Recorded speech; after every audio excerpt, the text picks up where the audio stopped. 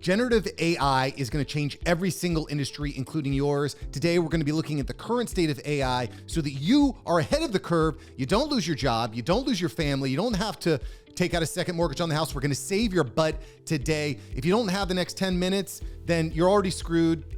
You're dead to me. All right. No, just kidding. You're not dead to me. Just watch the video so I can save your life. All right. Let's check it out. This article from McKinsey. All right, so we're looking at the state of AI in 2023. McKinsey believes it's generative AI's breakout year. And, you know, this is just so astounding what's happening here. I'm just really excited to share this with you. The latest annual McKinsey Global Survey on the current state of AI confirms the explosive growth of generative AI. Less than a year after many of these tools debuted, 1/3 of survey respondents say their organizations are using generative AI regularly in at least one business function. That's 1/3. I'm going to skip here to this part here where it says, what's more, 40% of respondents say their organization will increase their investment in AI. So long story short, if you're not seeing AI in your company now, in your industry now, you will be very, very soon. Better to get ahead of the curve and start learning it. Let's move ahead. So this is a really interesting point here and why it's so important that you're reading and watching this video here. It's the early days, but generative AI is already widespread. So this is shocking right here. This is shocking. Generative AI has captured interest across the business population. Individuals across regions, industries, and seniority levels are using generative AI for work and outside of work. 79% of all respondents say they've had at least some exposure to generative AI. 79%. If you're not already using it, you're part of that 21% that hasn't, you're in big freaking trouble. And I'm glad you're watching this. 22% say they are regularly using it in their own work. 22%. So listen, if you're part of that 22%, you're way ahead of the curve. You're going to be in a good position to be successful as AI becomes more and more used. If you're not, start using AI regularly. If you're not sure where to start, just use ChatGPT for 10 minutes a day. I promise you, you will see a result. So we're going to skip ahead to this part here, which I think is really relevant. Organizations are now commonly using generative AI. 1/3 of all respondents say their organizations are already regularly using AI in at least one function, like we have discovered, meaning that 60% of organizations with reported AI adoption are using generative AI. What's more, 40% of those reporting AI adoption at their organizations say the company expect to invest more. So long story short, it's already being used in a lot of places. It's going to be used in more. But the big question here that you're probably asking is, how does this affect me?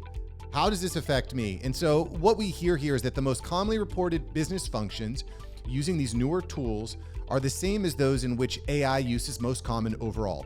Marketing and sales, product and service development, and service operations such as customer care and back office support. If you're in any of those industries, if you're in any one of those job positions, you need to be looking, you need to be aware, you need to be testing out these new things.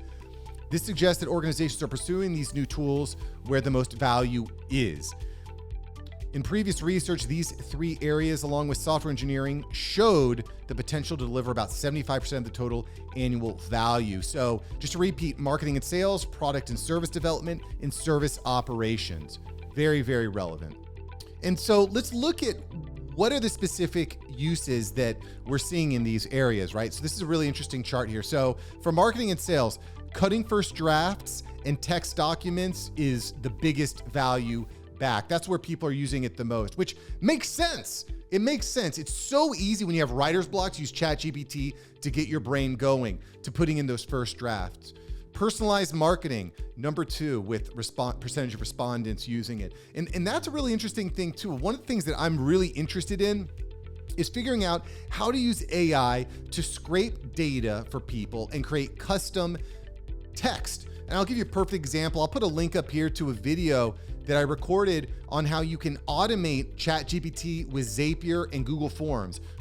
Someone fills out a Google form, ChatGPT takes that information and writes custom information. You can use that. There's all sorts of cool things you can do with that OpenAI software for personalized marketing. And then summarizing text documents. I use a program called Avoma. I'll put another link up here to a video showing you how to do this. But Avoma is an AI Zoom assistant that summarizes messages, meeting notes. It's really, really cool. Really cool. So that's how marketing and sales are primarily using this. Product and service development, identifying trends in customer needs. And that makes sense because if there's one thing AI is good at, it's taking in massive amounts of data. And It makes sense that it would be identifying trends and customer needs. Drafting technical documents makes sense. People make mistakes. Computers don't often make those same mistakes. And creating new product designs. This makes sense too, because you now have these text tools where you can type in, create a balloon that floats really, really high in the sky, and AI will use all this data, all this information, both internally and potentially externally, to design these different programs and designs. That makes sense. And then service operations, use of chatbots. Already all over the place. If you haven't spoken to a chatbot, well, then you probably live on a farm in an Amish community, which there may be some advantage to doing that, considering the technical craziness that we're experiencing in the world today. I'm getting way off topic talking about Amish. Service operations, forecasting service trends or anomalies, kind of like we looked at before, identifying trends and customer needs, and then service operations, creating first drafts of documents. So again, what we're seeing here is using AI is a way to kind of get your brain moving in the right direction, analyzing data, outsourcing chatbots, which frankly, I expect that within the next 5 years, you're going to be begging to speak to a chatbot when it comes to customer service problems. This is interesting here. In the early days, expectations for generative AI's impact are high. 3/4, 75% of all respondents expect generative AI to cause significant or disruptive change in the nature of their industry's competition within the next 3 years. The clock's ticking. You need to start trying things now. So this is interesting too. While our estimates suggest that tech companies, unsurprisingly, are poised to see the highest impact from generative AI, adding value equivalent to as much as 9% of global industry revenue. Pretty speculative there, but it makes sense that tech companies would use more AI. Knowledge-based industries such as banking, pharmaceuticals, and medical products and education could experience significant impact as well.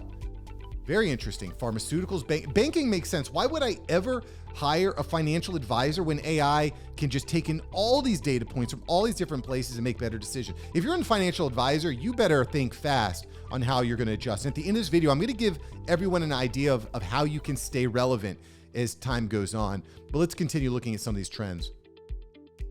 Just 21% of respondents reporting AI adoption say their organizations have established policies governing employees' use of AI technologies in their work. Woo! That's a lot of companies that aren't instituting these rules yet. You could be at the beginning of something important, just saying. And when we specifically asked about the risks of adopting generative AI, few respondents say their companies are mitigating the most commonly cited risk with generative AI: inaccuracy. Respondents cite inaccuracy more frequently than both cybersecurity and regulatory compliance, which were the most common risks from AI in previous surveys. So inaccuracy is important. If you're looking for ways to grow business, to generate more income, finding solutions for inaccuracy could be a way to go.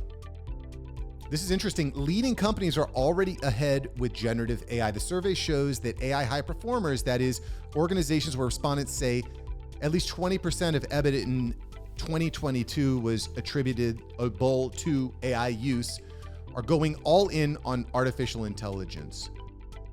So what we're seeing here is that the companies that are already seeing success with AI are doubling down, such as my agency, my podcast production agency. We're using a ton of AI, and we're only going harder on it because once you've seen I can't stress enough, once you've seen the impact of AI in your business, in your profession, in your life, it's like it expands your thoughts in what's possible. And what's going to be interesting here, the Amazon of the future, the Amazon as we see it today, there's going to be new companies that are just dominating with AI.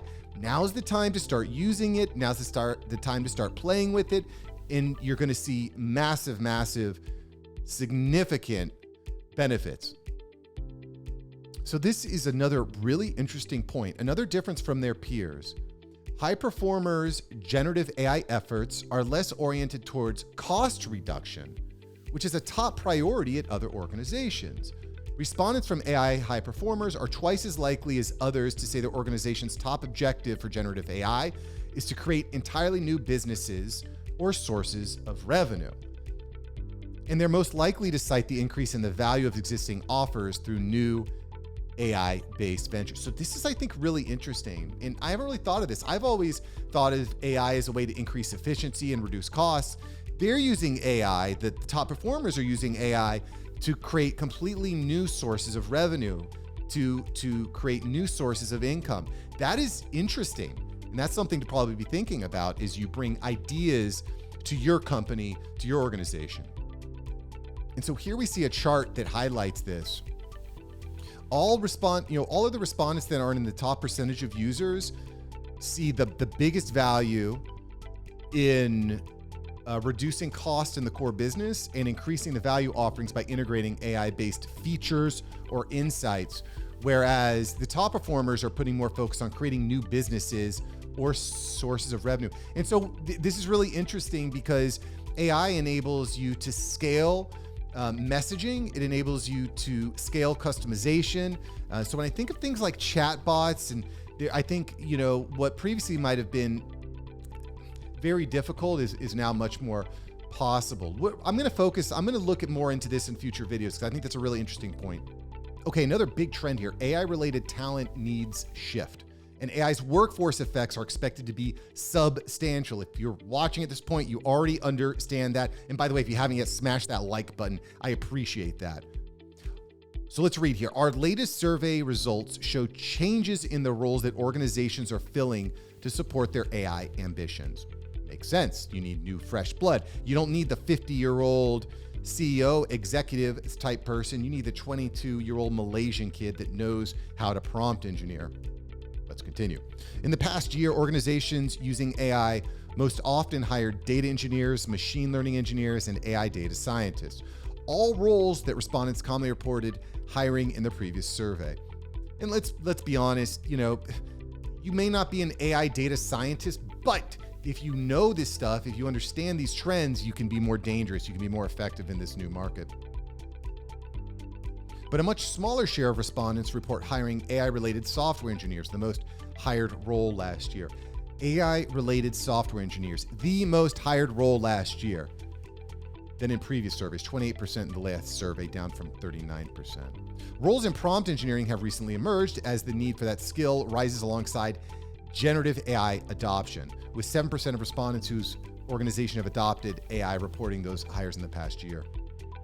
And I just want to point out, this is the reason why I suggest spending 10 minutes a day in ChatGPT, because the more time you spend there, the better you're going to understand prompt engineering, which basically is learning how to ask questions, learning how to give direction to AI so that it will give you the desired result, which, by the way, is getting easier. ChatGPT is releasing an update that's going to allow it to recommend prompts based on what you've asked it to do. So it's going to get easier. But again, this is not about doing what everybody else is doing. Okay, that's not what this channel is about. This is not what this show is about. This is about standing out, about being different, about being hyper relevant, about being irreplaceable. You are not going to be irreplaceable doing what everybody else is doing. You need to do something different. You need to be at the edges. So learning how to prompt engineering now is incredibly important. It will put you ahead of the curve.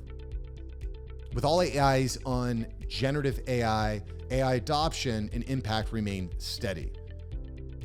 Not a surprise. Let's see what it says here. The share of organizations that have adopted AI remains steady, at least for the moment, with 55% of respondents reporting that their organizations have adopted AI. Less than a third of respondents continue to say that their organizations have adopted AI in more than one business function, suggesting that AI use remains limited in scope. Gonna change quickly, people, gonna change quickly. You're seeing over half of these organizations are starting to play with the tech.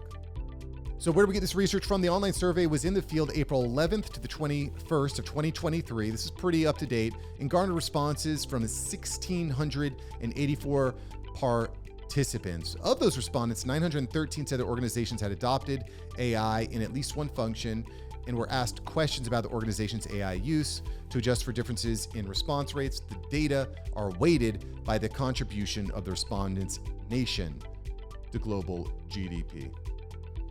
Listen, in closing this out, the best way to survive what's happening here is you can see the data, you can see the organizations are starting to adopt. It's only going to be more and more widespread, is to start playing with it yourself. And quite frankly, The best thing to do is to start adopting and being loud as hell. Go on LinkedIn, tell people about what you're doing. Get on calls with people that are innovating and developing new software in your industry. This is the best thing that you can do. Quite frankly, a podcast behind that is the best resource that you can have, because the podcast is going to give you access to people you wouldn't have access to. It's going to give you a platform to talk about this stuff on YouTube, on Instagram, on Spotify, on iTunes. You're going to get tons of clips, so you don't have to worry about creating custom content. It's all done off the back of your podcast. Podcasting is the way to survive. A, execute. B, talk about it. The podcast is the best way to do that. I make that easy. 30 minutes a week. You can have an awesome, extremely impactful podcast. Go to marksavantmedia.com to find out here. It's marksavantmedia.com. I'd love to help you launch, automate, and grow your podcast. With that said, go out, use ChatGPT. I'll see you in the next episode. All right? Peace.